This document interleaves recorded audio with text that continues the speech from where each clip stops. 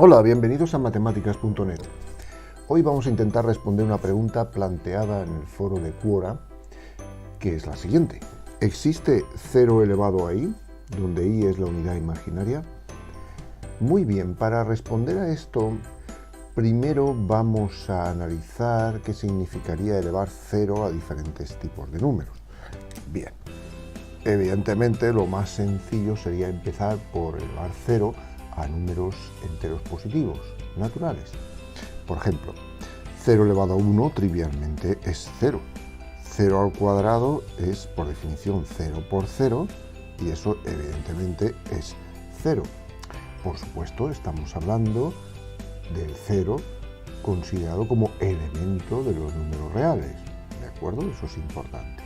Aquí hablaremos, claro, del 0 considerado como elemento de los números complejos, pero el desarrollo no tiene por qué diferir demasiado y las conclusiones a las que voy a llegar tampoco, ya que todo número real es un número complejo, así que todo lo que hagamos para números reales, servirá para números complejos.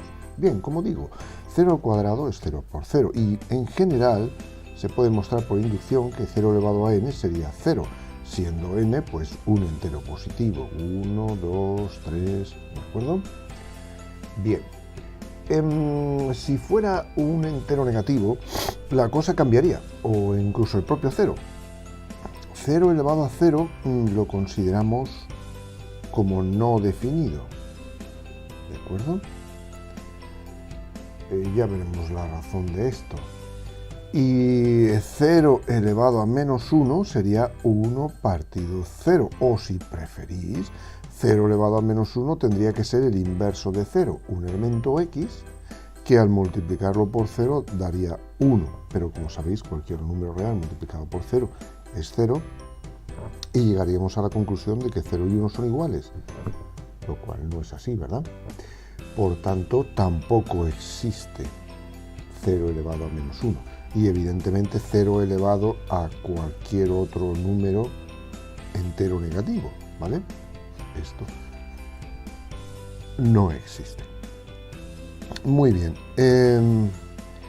Si aplicamos las propiedades de las potencias para el 0 elevado a un entero positivo, por ejemplo, 0 elevado a 3 partido 0 elevado a 2, pues aquí ya tenemos un problema, porque 0 elevado a 3 sería 0, 0 elevado a 2 sería 0 y tendríamos 0 partido 0, que por lo que he dicho sería 0 por 1 partido 0 o 0 por el inverso de 0, y al no existir uno de los elementos del producto, pues este producto tampoco existiría. Es decir, aquí no podemos escribir que 0 elevado a 3 partido 0 elevado a 2 es 0 elevado a 3 menos 2, porque no está definido uno de los elementos de la operación. ¿De acuerdo? Bien. Por la misma razón, si hiciera 0 partido 0, sería 0 elevado a 0, si considero que es cierto las propiedades de las potencias, pero como he dicho antes, esto tampoco tendría sentido, ¿de acuerdo? Y esa es una de las razones de que esto no esté definido. Muy bien. ¿Qué sería, por ejemplo, 0 elevado a 1 partido n, donde n es un entero positivo? Bien, pues por la misma definición, 0 elevado a 1 partido n podría ser un determinado número real, de manera que elevar ese número real a n me diera 0. Bien, ya coincidís conmigo en que x tiene que ser 0. Por lo tanto, 0 elevado a 1 partido n es evidentemente 0, ¿de acuerdo? Si preferís, la raíz enésima de 0 es 0, ya que eso es lo que representa ese 1 partido n. Vale, ¿por qué hago esto? Pues porque ahora quiero extender un poco las potencias a las que puedo aplicar 0 elevado a esa potencia. Por ejemplo, si hago 0 elevado a m partido n, donde m y n son enteros positivos, entonces esto lo podría entender como 0 elevado a 1 partido n y luego elevado a m. Como 0 elevado a 1 partido n, ya he visto que es 0, sería 0 elevado a m. Y como ya he visto que 0 elevado a m, siendo m un entero positivo es 0, pues esto a su vez es 0. Como veis, no me canso de repetir que todo da 0 de momento. Bien, pues, ¿qué pasaría si ahora elevo 0 a un número real positivo? Pues aquí ya debemos tener en cuenta que todo número real, ya sea positivo o no, se puede considerar como el límite de una sucesión de números racionales.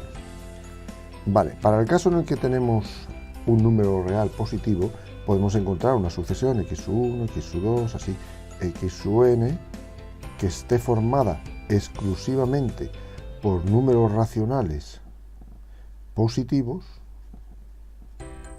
y que converja a x. De esa manera definimos 0 elevado a x como el límite cuando n tiende a infinito de la sucesión de 0 elevado a x1, 0 elevado a x2 y así hasta 0 elevado a xn y así sucesivamente. ¿Vale? Como ya hemos probado que en el caso de los racionales positivos, donde numerador y denominador son enteros positivos, ¿vale? Que eso lo podríamos hacer perfectamente para encontrar un representante de este tipo para cada racional de los que pongo aquí, pues como ya hemos definido que cada uno de estos es 0, pues sería una constante. Sería constante esta sucesión y sería el límite de 0, que es 0. El límite de la sucesión nula, que es 0. ¿Vale? Así que podemos decir que 0 elevado a x es 0, siendo x un número real positivo. ¿Vale? Estrictamente positivo. Bien, ¿y qué sería 0 elevado a un número real negativo? Por ejemplo, a menos pi. Bueno, pues como ya hemos visto, esto sería 1 partido 0 elevado a pi, ¿vale? Es decir, ya lo hemos definido antes, que 0 elevado a pi sería 0, sería este caso, y esto no estaría definido, ¿vale? Muy bien. Y ahora vamos a pasar al problema que realmente nos interesa, una vez entendido esto. Bien, pues como digo, esto no va a existir. Y la razón de que no exista es debido precisamente a que el logaritmo neperiano del número real 0 no existe. Bien, vamos a probar primero esta afirmación. ¿Por qué no existe el logaritmo de 0? Supongamos que si fuera, que el logaritmo de 0 fuera x, un determinado número real. Estamos trabajando de momento en el ámbito de los números reales. Bien, si el logaritmo de 0 fuera x, entonces e elevado a x sería 0. Pero sabemos que la función exponencial siempre es positiva.